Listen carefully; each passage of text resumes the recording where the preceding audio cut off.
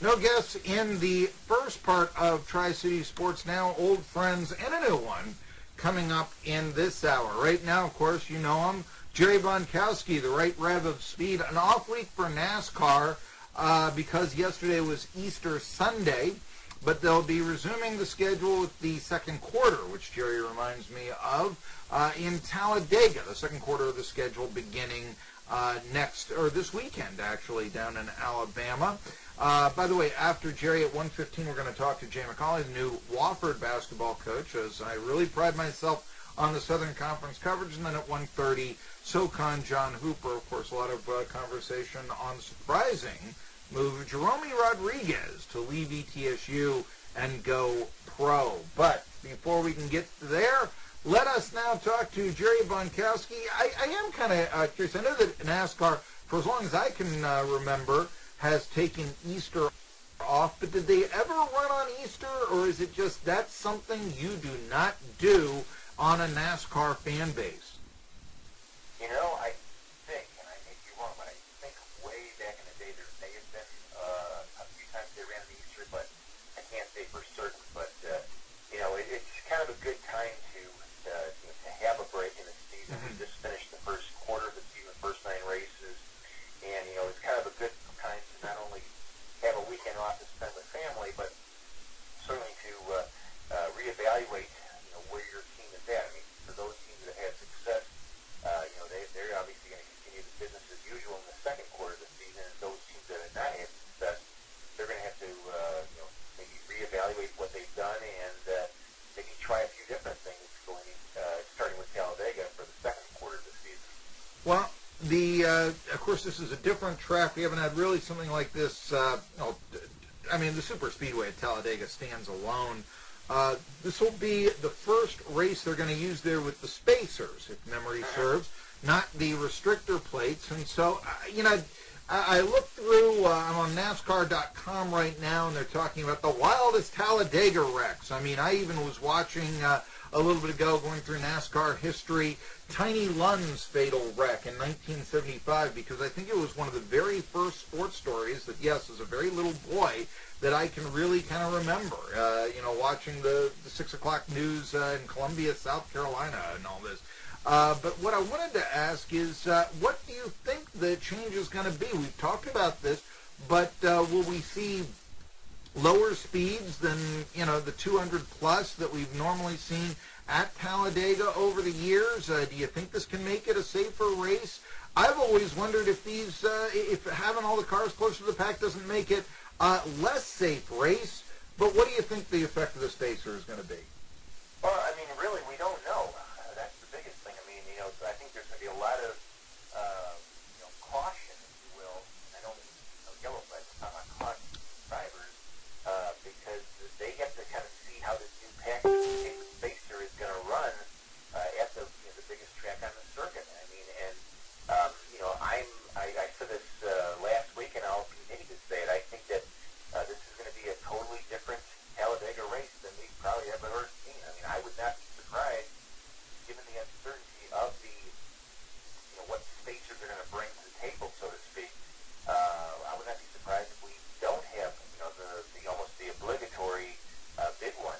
You know, Talladega is known for the big wrecks, and I have a gut feeling that we may not be seeing the big wrecks. I think that you know, we're going to have to see some good close racing, but I think that, you know, until the drivers really feel comfortable with the spacer and how the car reacts, and, you know, the speeds are probably going to be, you know, I've read a whole bunch of different things. Some say that the speed will be maybe 5-10 miles an hour slower, and I've also read some other places where the speed may be a little higher.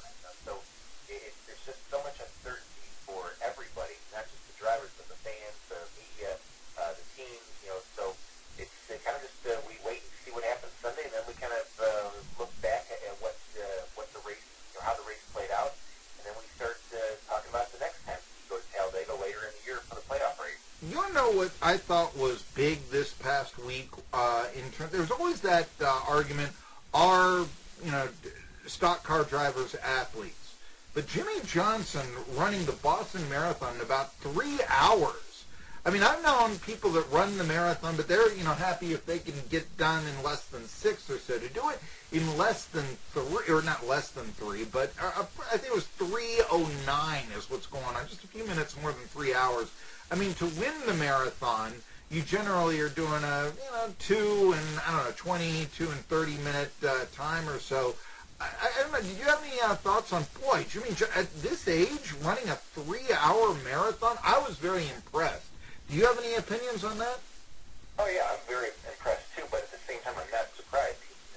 Jimmy Johnson probably, among all the drivers, probably the most physically fit, the most healthiest driver there is. I mean, this is not a new thing of him going out and running. I mean, he has a very,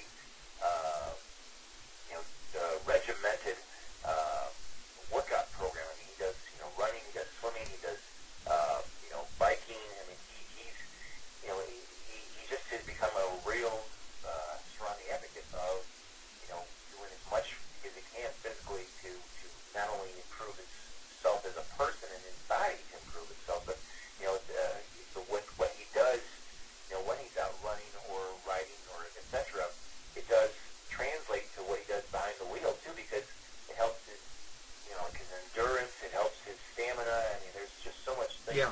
That, being I mean, people call it a health set, but, really, there is marked evidence that, the more he does physically, in terms of away from the racetrack, certainly helps him at the racetrack when he's behind the wheel. Well, Jerry Bonkowski, NBCSports.com and Sirius, I wanted to ask you, you mentioned how it helps in the endurance, and certainly, I mean, I can absolutely see this. I know Darrell Waltrip was also a big runner, and I mean... Michael Waltrip. Well, I remember interviewing Darrell Waltrip, and he said, well, I've always run, and all this. This has always been a part of my... Oh, yeah, I remember interviewing him for Sports Talk, which was a local magazine that I wrote for, I think it was before one of the Bristol races right there. But, yeah, I mean, and all this. And Darrell told me, he was always an avid runner and all that. I just was curious. I mean, I mentioned Tiny Lund, who obviously wasn't, but that was a long time ago and all this. I was very impressed with the thin physique of the drivers when I was up close and personal to them at Bristol, so to speak, and all this. I mean, how popular is the exercise regime, running, let's say, for a stock car driver? You don't necessarily think of it, perhaps, but, I mean, is this something that just about every driver is doing? Or, you mentioned Johnson being perhaps the most active in fitness, but Danica Patrick obviously was. What is the fitness regimen of a NASCAR driver?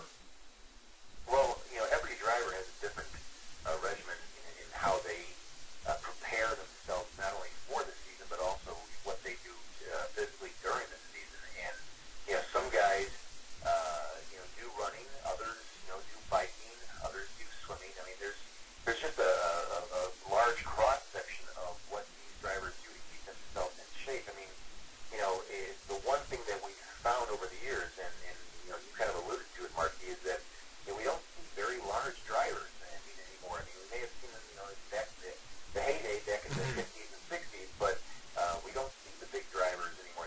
In terms of large sizes, they all relatively are fairly skinny, and they do so because the larger you get, the more it can impact you behind the wheel. I mean, even with Tony Stewart, he's always had kind of a I don't want to call it a battle of the weight